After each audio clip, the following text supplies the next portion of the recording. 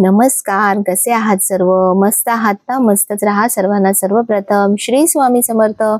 तुम्हाला सर्वांना आजचा दिवस खूप छान आनंदाचा आणि आरोग्यदायी जाओ. तर आज मी करते तुळशीची साफसफाई. असं वृंदावन दारासमोर असं तुळशी वृंदावन असावं असं नेहमीच म्हणजे माझी पण खूप अशी इच्छा असते की खूप मोठं नाही पण छोटंसं घर असावं, दारासमोर वृंदावन असावं आणि तुळशी वृंदावन असं आईने हे बांधून घेतलंय ना, हे खूप खूप भारी काम केलंय. पण कसं असतं, कोण नसतं तर त्याच्यामुळे बऱ्याचशा ज्या वस्तू आपण बनवलेल्या असतात तर त्या खराब होत असतात, तर त्या थोड्या थोड्या करून अशा व्यवस्थित आपण जेव्हा पण येतो तेव्हा स्वच्छ केल्या व्यवस्थित तर छान वाटतं. आणि गावाला तुम्ही बघाल ना तर प्रत्येकाच्या दारासमोर असं मोठं असं छान सुंदर असं तुळशी वृंदावन असतं. तर हे जेव्हा बनवलं होतं ना वृंदावन, हे मामानेच बनवलंय. त्याला साईडने बघा पूर्ण टाइल्स लावल्यात, त्याच्यामुळे कसं आलं की छान स्वच्छ घासता येतं. तर खाली पण बघा किती हे मातीचे सगळे डाग वगैरे असं सगळं लागलंय. तर आपण घर तर स्वच्छ केलं, पण मग त्याच्यासोबत आपलं तुळशी मातेचं वृंदावन सुद्धा स्वच्छ झालं पाहिजे. तर म्हणून मग मी ह्या नवीन यायला लागली म्हणजे कामाला लागली की हे पण क्लीन करून टाकू छान, म्हणजे कसं बरं वाटतं, सगळंच असं साफ केल्यासारखं वाटतं. जशी आपल्या इथे मुंबईला गरमी आहे ना, तशीच गरमी गावाकडे आहे. पण कसं आहे ना, दुपारी म्हणजे मोस्ट ऑफ जी पण कामं आहेत महत्वाची तर ती सकाळीच बरीचशी ते उरकून घेतात आणि दुपारी कोणी बाहेर पडत नाही. तर म्हणून मी पण, आणि गावाकडे एक गोष्ट तुम्हाला सांगते की आपल्या इथे ना आपण किती झोपलो तरी आपली झोप पूर्ण होत नाही आणि असं फ्रेश पण वाटत नाही. पण इथे तुम्ही थोडा वेळ जरी झोपलात, म्हणजे रात्री उशिरा झोपलात आणि सकाळी थोडं लवकर जरी उठलात ना, तरी तुमची झोप एकदम मस्त पूर्ण होते.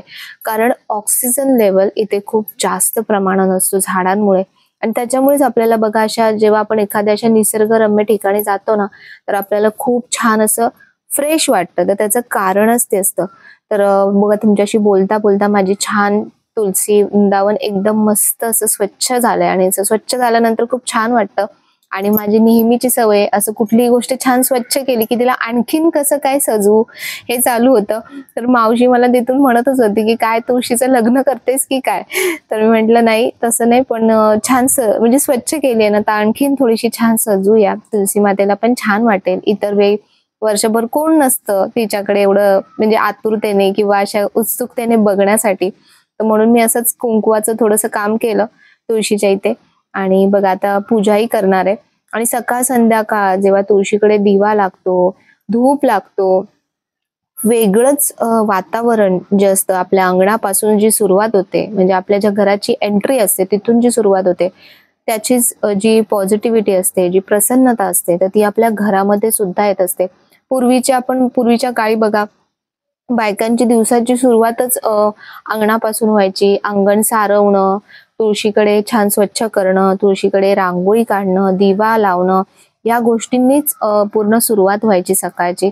तर खरंच मला पण खूप भारी वाटतं, फ्रेश वाटतं. आणि माझ्या ज्या पण अशा ज्या सुप्त इच्छा आहेत ना, त्या सगळ्या अशा इथे पूर्ण होतात एक एक गोष्टीच्या. तर तुळशी वृंदावनाची जी इच्छा आहे ना, ती माझी इथे पूर्ण होऊन जाते. आपल्या इथे बॉम्बेमध्ये तर एवढं मोठं असं वृंदावन तर आपल्याला लावता येत नाही. तर गावा ठिकाणी ही आपली हौस पूर्ण होते. आणि खरंच आईने बऱ्याचशा गोष्टी, म्हणजे मला असं वाटतं की दूरदृष्टी ठेवूनच तिने बऱ्याचशा गोष्टी केल्या होत्या आणि खूप मस्त वाटतं. तर माझ्यासोबत तुम्ही सुद्धा ही गोष्ट, म्हणजे तुम्हाला सुद्धा या गोष्टीचं समाधान मिळो, बघून का होईना. तर बघा, पूजा माझी झालेली आहे तुळशीकडे.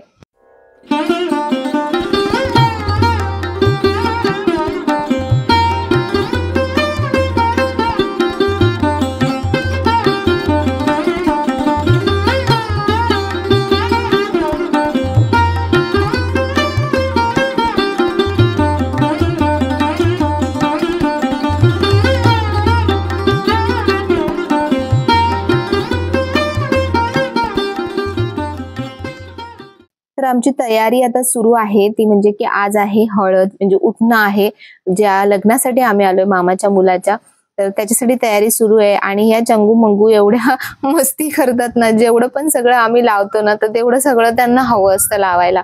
आणि निर्वीला तर तुम्ही बघितलं, खूप खोडकर आणि खूप मस्तीखोर, पण तेवढीच क्यूट सुद्धा आहे ती. आणि निष्ठा बरोबर छान गट्टी जमते त्यांची.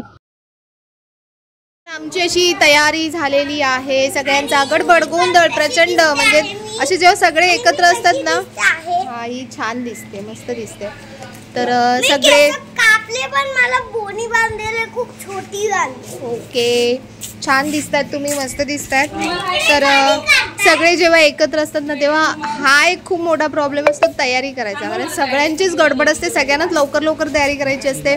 तर बघा वहिनीची तयारी झाली आहे, मावशीची तयारी झाली आहे. मी ड्रेसच घातलाय कारण मला खूप गरम होतंय, पुळ्या पण परत खूप येतात आणि तिथे मामाकडे पण खूप खूप खूप गरम होणार आहे. आणि उठणं आहे आज, तर चांगला डान्स वगैरे करायचा असणार आहे. मला साडीमध्ये डान्स वगैरे करायला कम्फर्टेबल वाटत नाही, तर मग म्हणून मी ड्रेसच घातला आहे. उद्या साडी नेसणार, उद्या लग्न आहे, लग्नाला जाताना उद्या तर दुपारी जायचं लग्नाला आणि दुपारी खूप ऊन असेल. आणि दृष्टीने बघा कशी छान शेंडी बांधली, आज मस्त क्लिप लावली आहे. दृष्टी डान्स करणार आहे ना? डान्स करणार आहे ना? हां, ती पण डान्स करणार आहे, तुम्हाला बघायला मिळेल. तर आता आम्ही चाललोय लोहारमाळला. मामा लोहारमाळला राहतो आणि इथून मग लोहारमाळला जाणार आणि त्यांच्या इथे वरती डोंगरावर आहे. म्हणजे पहिले आम्ही 2 डोंगर पार करून चालत त्यांच्या घरी जायचो, तर आता तेवढी कंडिशन नाही, आता रस्ते झालेत. इथे हे ना, हे खूप प्रॉब्लेम आहे, केंद्र खूप तोंडासमोर येतात ना सारखे सारखे. काय करायचं यांना? इकडे बघते ना पप्पा साफसफाई करताना रोज माझ्या असे तोंडावर येतात. हा ना, काय करायचं त्यांना समजत नाही. तर गुड नाईटने पण जात नाहीत ते. तर बघा सगळ्यांची तयारी झाली आहे, सगळे चाललेत. आता आम्ही लाईट्स वगैरे सगळं बंद करणार आणि निघणार आहे. थोडे अर्धे लोक गाडीने जाणार, अर्धे लोक रिक्षाने जाणार, अर्धे इथून पोलादपूरला चालत जातील आणि तिथून रिक्षाने जातील. आणि तिथली मजा थोडीफार काय, तुम्हाला हळदीचं काय कसं असतं, हळद नाही लागत आमच्याकडे, आदल्या दिवशी उठणं लागतं आणि दुसऱ्या दिवशी सकाळी हळद लागून मग लग्न असतं. तर म्हणून उठण्याला आम्ही चाललो आहे. तर जाता जाता रस्ता पण थोडासा दाखवते आणि उठण्याची मजा पण तुम्हाला दाखवते. उठणं रात्रीचं होतं, म्हणजे 8-9चा टायमिंग होता उठण्याचा आणि त्याच्यामुळे आम्ही संध्याकाळी निघालो. पण तरी पण इथे 7 वाजले नाही की एकदम गडप असा अंधार पडतो पूर्ण. तर मामाचं जे घर आहे ना ते खूप म्हणजे लोहारमाळ, जर तुम्ही इथे जवळपास राहत असाल किंवा तुम्हाला माहिती असेल तर पोलादपूर पासून थोड्याच अंतरावर लोहारमाळ आहे. आणि लोहारमाळवरून आतमध्ये म्हणजे जवळपास 2 डोंगर पार करून मामाचं गाव आहे डोंगरावरती. तर हा असा रस्ता आहे तिथून जातानाचा. तर रात्री जाताना बघा किती एकदम भिन्न अंधार होता, दोन्ही बाजूनी सगळीकडून असं जंगलच जंगल आणि त्याच्यामधून रस्ता आहे हा. आणि अगदी डोंगरावरती गाव आहे, रेंज ही येत नाही तिथे अजिबात, कुठल्याही फोनची रेंज लागत नाही. पूर्वी तर म्हणजे या रस्त्याची सोय नव्हती आणि गाड्यांची पण सोय नव्हती, तर तेव्हा आम्ही चालत जायचो. आधीचे जे फोटोज आहेत ना लहानपणीचे, तर ते बघून सगळ्या गोष्टी आठवतात की सगळं डोक्यावर घेऊन आम्ही एवढे 2 डोंगर चालत जाऊन मामाच्या घरी जायचो. तर इथे पोचल्यानंतर सर्व मंडळी, बरीचशी मंडळी आली होती, गावाकडची, इकडची, तिकडची. कुठल्या पण अशा प्रोग्रामला आपण जेव्हा जातो ना तर तेव्हा सगळे भेटतात, सगळ्यांच्या गाठी भेटी होतात. आणि बघा आजी पण इथे आली होती मावशी सोबत. माझी मावशी जी ठाण्याला राहते, तर ती 3 नंबरची मावशी आहे. तर ती म्हणजे खूप कमी व्हिडिओमध्ये तिला दाखवलंय. तर ती आजीला घेऊन आली होती, आजी तिच्याकडेच असते. आणि आता हळदीला सुरुवात होणार आहे. तर मामाच्या मुलाचं नाव आहे अक्षय. तर आहे आज अक्षयची हळद. तर हे कोकणामध्ये ही पद्धत आहे, जे कोकणाचे असतील त्यांना माहिती असेल की आदल्या दिवशी उटणं लावलं जातं आमच्या इथे आणि दुसऱ्या दिवशी सकाळी जेव्हा लग्नाला जातो नवरा किंवा नवरी, तर तेव्हा सकाळी हळद लावली जाते.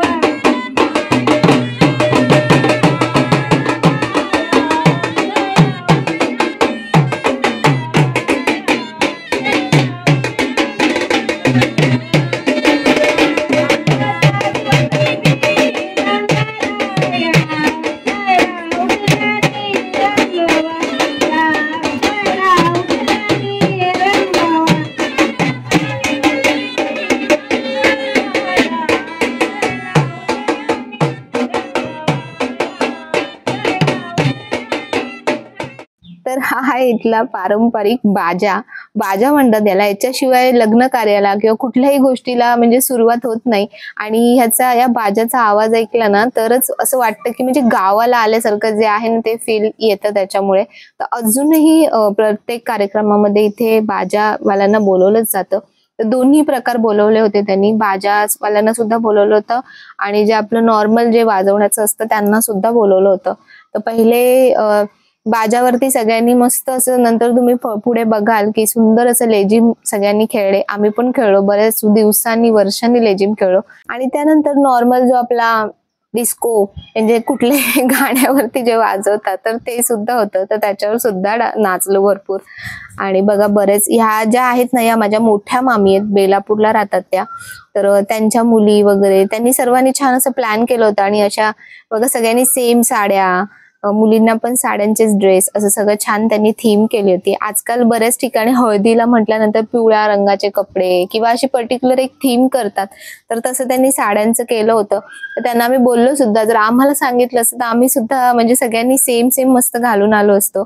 तर असं गडबड असते सगळ्यांची, तर त्याच्यामुळे एवढं काय त्यांना लक्षात आलं नसेल. तर ही माझी मोठी मावशी आहे. आणि त्यानंतर बघा माझी ही मावशी तर तुम्ही ओळखता, आणि पिवळ्या रंगाची जी साडी घातली ती 3 नंबरची मावशी.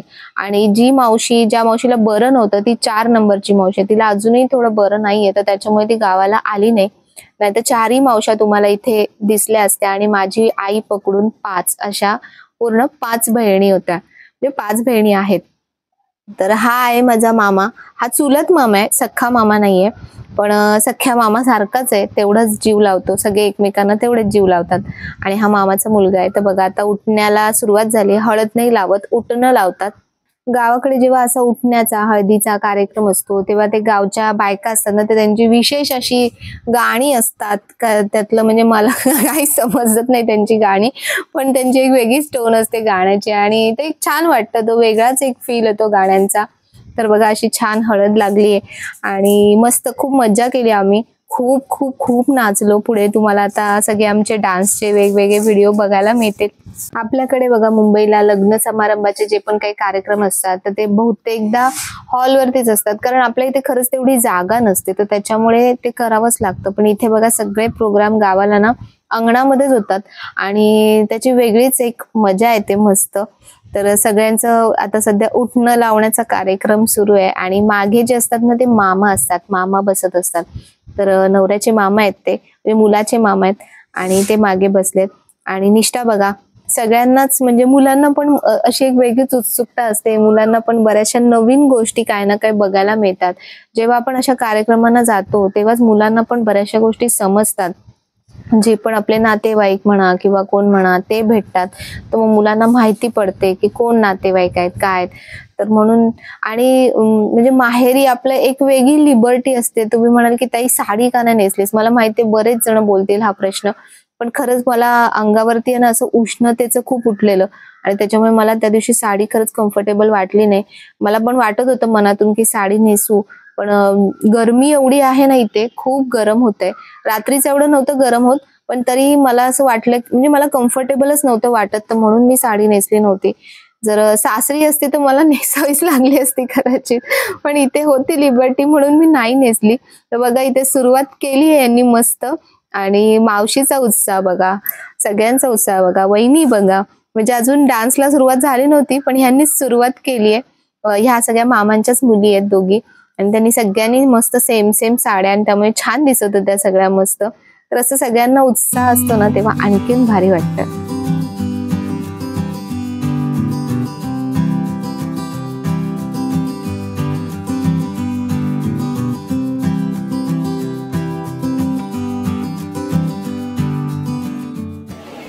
आम्ही हळदीला आलोय, तर मागच्या एकदा आजीची ओळख करून दिली होती पण त्याच्यानंतर आजी भेटली नव्हती.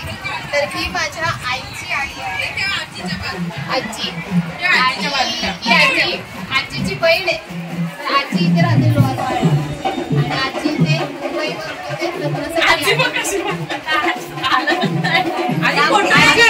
आजी तुला काय बोलायचंय का? आजी फोटो नहीं निकाल रहे, वीडियो निकाल रहे. व्हिडिओ काढताय, तुला काय सांगायचंय का? आजी आजी मला म्हणते माझ्या मातीला या.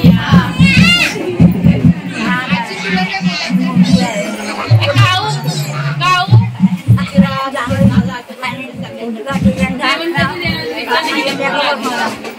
आजी सांगते की मी मोठी आहे, यांच्यापेक्षा मोठी आहे,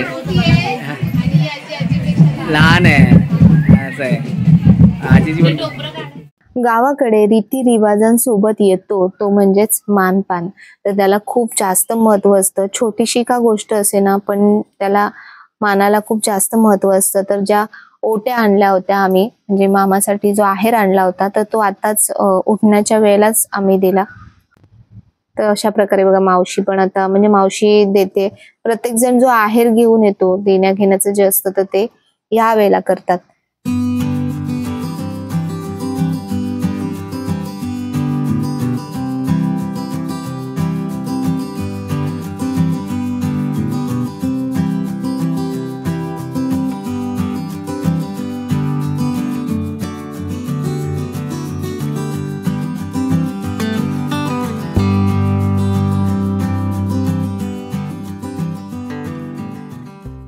सगळ्यांनी ज्या वस्तू आणल्या होत्या तर त्या आम्ही मुंबईवरूनच आणल्या होत्या, कारण इथे गावाकडे तेवढी क्वालिटी त्या गोष्टींची तेवढी चांगली मिळत नाही, जसं आपल्याला पाहिजे तसं मिळत नाही. तर म्हणून थोडंसं प्री प्लॅन करूनच ज्या पण गोष्टी आपल्याला न्यायच्या आहेत, आणायच्या आहेत, तर त्या आधीच घेऊन आलो होतो.